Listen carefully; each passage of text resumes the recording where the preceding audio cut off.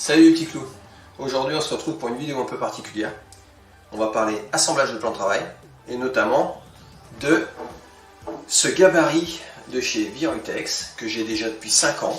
Quand j'ai créé mon entreprise, voilà, j'ai acheté tout de suite ce gabarit et je m'en suis servi à plusieurs reprises. Alors pourquoi je vous en parle, c'est que du coup c'est venu simplement en fait, un peu par hasard d'ailleurs. C'est que ce gabarit, quand je l'utilise, à chaque fois que je le reprends, je me gratte la tête. Et je me dis, mince, déjà, comment ça fonctionne? Déjà, il y a des trous partout, voilà. Je sais jamais, il y a des refs, il y a des lettres dans tous les sens. Je sais jamais, j'en prends toujours la notice, je mets toujours, je mets toujours quelques minutes avant de recomprendre et ça me saoule parce que j'aimerais bien à chaque fois le reprendre et m'en positionner directement comme il faut pour faire mes usinages. Alors, d'abord, je vais vous expliquer comment est venue cette vidéo. J'ai contacté la marque Virutex. Je leur ai demandé s'ils avaient un document un peu plus détaillé sur l'utilisation de ce gabarit. Ils m'ont répondu non. Voilà, il y a la notice et la vidéo qui est sur internet. Et moi effectivement, on a échangé et je leur ai donné mon sentiment sur la vidéo qui existait déjà, qui était un peu vieillotte et puis qui n'était pas très intuitive, quoi. On voit le truc en place, mais on ne comprend rien à où il a placé ses plots, qu'est-ce qu'il fait, comment il mesure, on sait rien. Donc j'aurais dit ça serait peut-être bien de faire une vidéo, ça pourrait être sympa. Et donc en échangeant avec Virutex, on m'a dit bah, si tu veux faire une vidéo, pourquoi pas. Au contraire, de quoi tu as besoin? Alors moi j'ai dit j'ai pas besoin de grand chose, parce que j'ai déjà tout en fait. Donc du coup, en échange, bon c'est du donnant-donnant, c'est du partenariat, on m'a envoyé des ventouses. Les ventouses, je vais vous expliquer à quoi elles servent et dans quel cas elles servent surtout. Et on m'a envoyé une mèche 12 que de 12, diamètre 12 que de 12. D'abord, procéder par élimination. D'abord, avant de faire quoi que ce soit, quand on commence à usiner, on met ses EPI, le masque, les lunettes et le casque, ça c'est important. Les ventouses, on les utilise uniquement quand on a un support déjà propre, d'accord, qu'on a les ventouses propres et qu'on a un support non rugueux. Celui-là, c'est pas la peine. Il y a un minimum de relief, ça marchera pas, ça va entre guillemets ventouser pendant quelques minutes et après l'air va finir par s'échapper, ça ne marchera pas. Il faut vraiment un support très lisse. Donc là, sur le support par exemple, sur celui-ci, c'est à bannir. Par contre, sur un support plat et lisse, c'est vraiment génial, quoi. Il vous faut une mèche de 12, que de 12, diamètre 12 que de 12, avec, moi c'est une mèche à plaquettes, je trouve que c'est très bien les mèches à plaquettes. Il vous faut des petits plots, mais ils sont fournis normalement avec le gabarit de mémoire. Il vous faut une mèche de copiage diamètre 30 extérieur, qui s'adapte à votre défonceuse, quelle que soit la marque, on s'en fout, il faut une machine puissante et une machine quand même, je dirais, pour moi, il faut une machine assez lourde pour que vraiment on ait vraiment de la stabilité, quoi. Maintenant, on va regarder en quoi consiste ce gabarit. Ce gabarit va vous permettre de faire des assemblages de plans de travail, les assemblages à 90, donc la petite virgule, pour faire l'empreinte mâle et l'empreinte femelle, pour créer un emboîtement parfait sans jour, sans joint. Il va vous permettre également de faire les assemblages à 45, quand on a un plan, un autre plan et un plan, on va dire en diagonale, je ne sais pas comment vous dire, en diagonale pour faire un plan à 45, donc ça c'est vraiment très bien, même si c'est de plus en plus rare d'avoir une taille de cuisson par exemple dans un angle, mais ça arrive encore de temps en temps. Il va vous permettre également de créer les clés d'assemblage qui vont vous permettre, c'est ça les petites clés d'assemblage, hein. C'est des assembleurs de plans de travail. Ça c'est ce qu'on a sous le plan de travail pour faire l'assemblage des deux plans qu'on vient d'usiner. Donc on crée une empreinte sur chacun des plans, on met cet assembleur entre les deux, on serre et les deux plans de travail se resserrent et permettent une jonction parfaite et quasi invisible. Et on va également pouvoir faire un rayon. Alors le rayon, c'est par exemple, on a un îlot central. Là je voudrais ici avoir un rayon pour éviter d'avoir à me cogner quand je passe devant, parce que ça fait un peu mal d'avoir un angle, et puis pour les enfants en bas âge qui ont la tête à la hauteur du plan de travail, c'est quand même mieux d'avoir un arrondi qu'une arête franche à 90. Donc on va pouvoir créer un arrondi à l'aide du gabarit. Pour ça il va falloir décoller le champ droit, le champ gauche, Et on va faire notre usinage et recoller proprement un champ qui va reprendre l'arrondi du plan de travail. Voilà, donc j'espère que les explications sont claires. Maintenant on va passer à l'usinage et j'espère que vous allez bien comprendre ce que je vais tenter de vous expliquer. Donc voilà, moi je t'explique comment je procède. Je procède de cette manière-là, c'est-à-dire que je mets un bout de bande cache, ici un bout de bande cache là, sur lequel je vais indiquer quel est le mâle, quelle est la femelle, donc femelle ici, mâle ici. Et donc ces deux scotch qui sont là juste pour vous montrer, ceux-là je ne les mets pas habituellement. Ces deux scotch, celui-là en fait, donc la femelle elle va se retrouver de cette manière-là, avec une petite virgule ici. Et sur le mâle, on va venir usiner juste la virgule. Et en fait ça va permettre à ces deux parties de s'emboîter l'une dans l'autre, de manière à être vraiment nickel.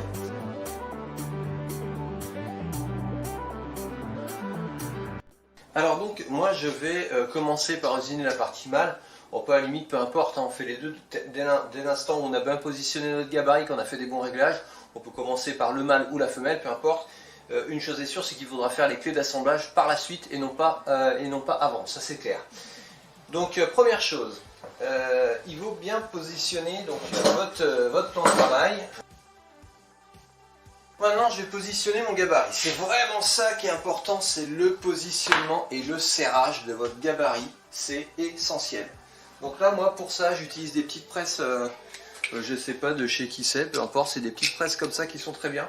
Je rappelle qu'on peut utiliser également, les ventouses sur un support lisse et non pas rugueux comme le mien. Le mien il a des petits reliefs donc je ne vais pas pouvoir le faire. C'est pour ça que j'utilise des presses.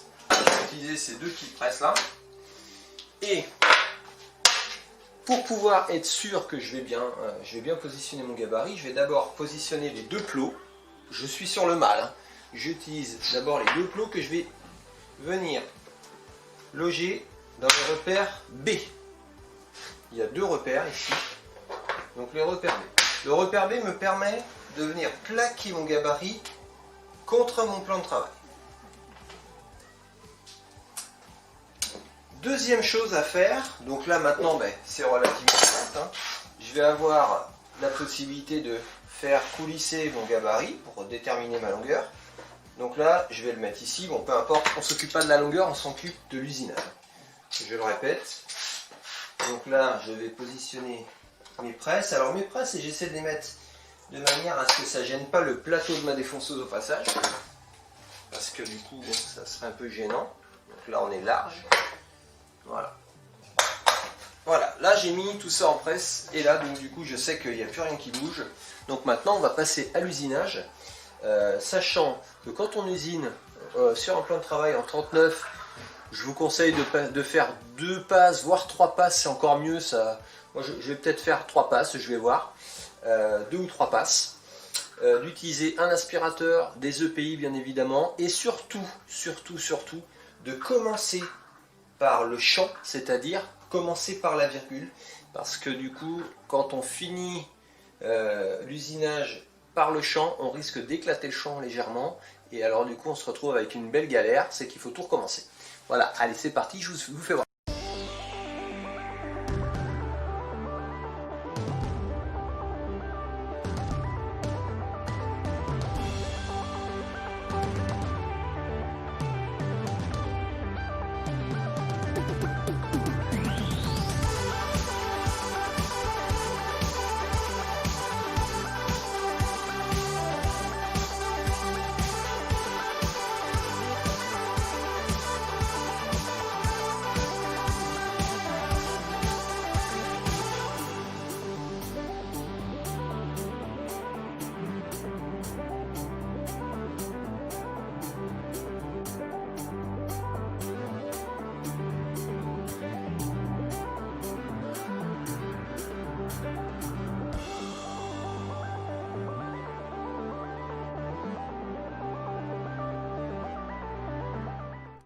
Donc maintenant qu'on a fait notre partie femelle, notre partie mâle, pardon, il va falloir qu'on vienne faire l'encastrement ici. Donc ça veut dire qu'il va falloir usiner une partie femelle.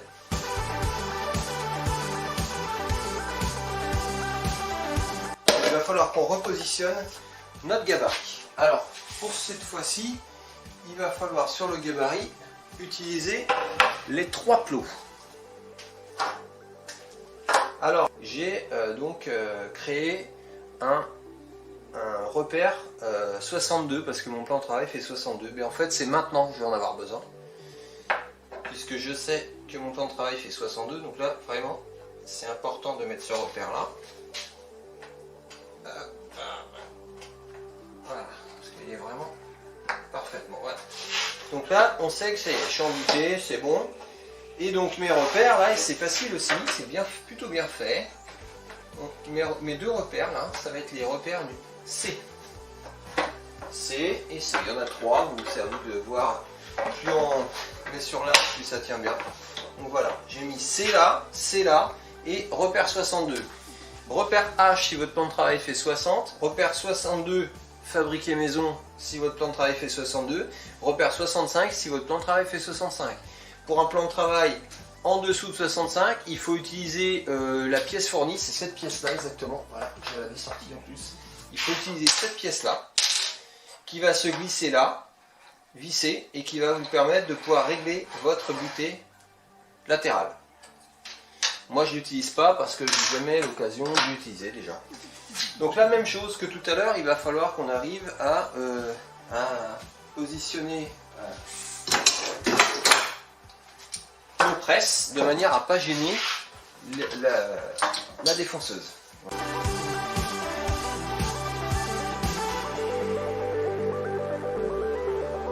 Donc là je suis nickel et c'est pareil, il va falloir, et ça c'est important, commencer par là, toujours, parce que du coup je vais venir faire une empreinte directement sur le champ et non pas finir en sortant sur le champ, toujours rentrer sur le champ.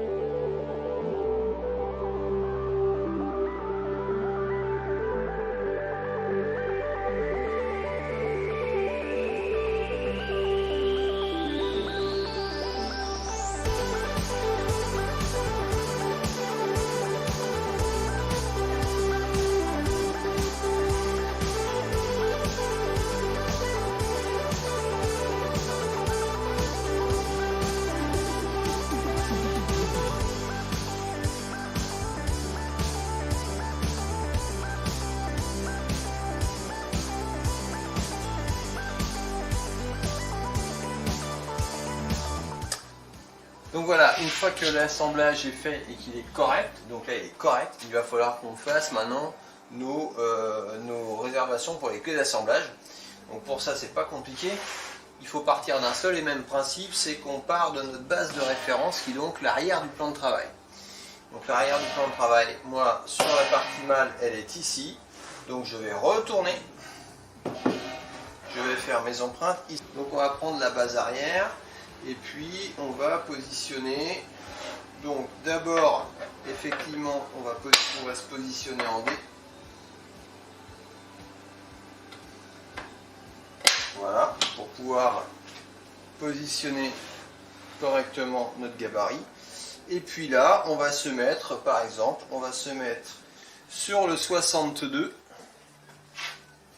Le 62 que j'ai usiné tout à l'heure. Parce que moi, mon plan de travail fait 62, donc je vais me prendre cette marque-là, ce qui va me permettre de faire ici un usinage et ici un usinage. Voilà. Alors, on pourrait très bien le faire sur d'autres bases, c'est-à-dire que si vous vouliez vraiment le faire plus près, si vous vouliez en mettre 3, vous pourriez faire 3 fois. Donc peu importe, moi je pars sur 2 et je me crée une base à 62. Comme ça j'ai vraiment deux trucs complètement pareils. Je ferai la même chose de l'autre côté, ce qui va vraiment me faciliter la tâche. Donc allez, c'est parti. Maintenant il va falloir effectivement que je passe encore sur des tréteaux, parce que pour maintenir l'ensemble ça va être encore la galère. C'est parti!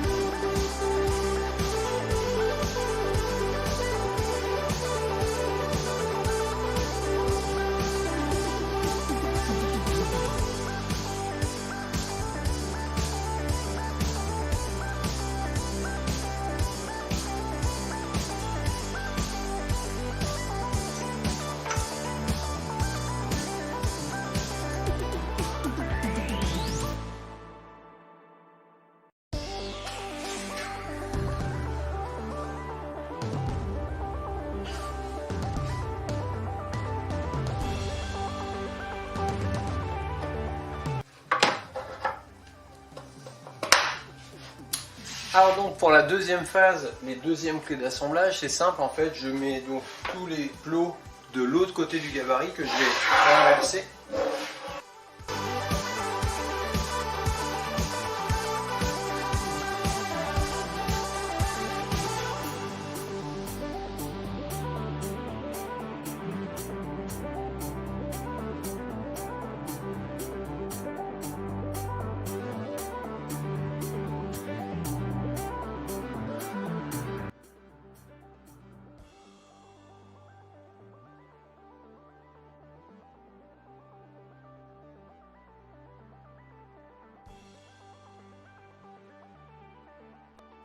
Donc là, moi, je prends une clé à cliquet, plate, et je fais le serrage. Alors, je n'ai pas mis de colle à bois, bien évidemment, c'est pour l'exemple.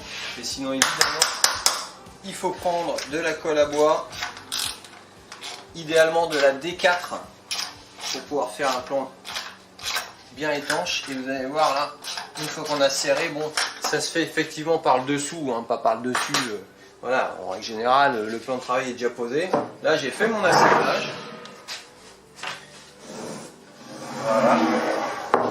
Et il n'y a plus qu'à affiner tout ça. Vous voyez que l'assemblage est bien, il est propre. Il n'y a plus qu'à affiner tout ça au niveau du serrage. Et on a quand même, voilà, un assemblage de qualité, quasi invisible.